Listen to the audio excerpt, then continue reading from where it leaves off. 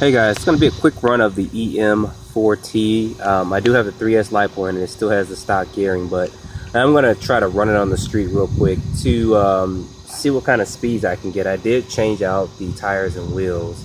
These are the ones I use on my Em4t. They are some HPI tires and they are actually some off on the wheels. So go ahead and run this probably for about a minute or so up and down the street so you guys can see this thing run.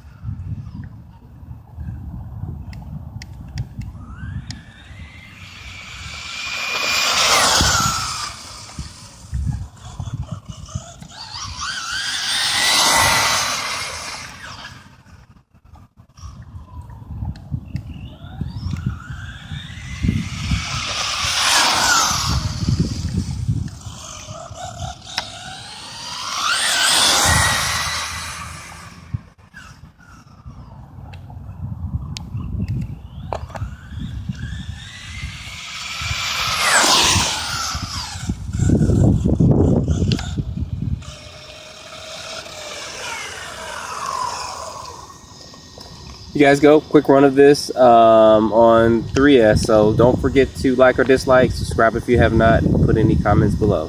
Thanks.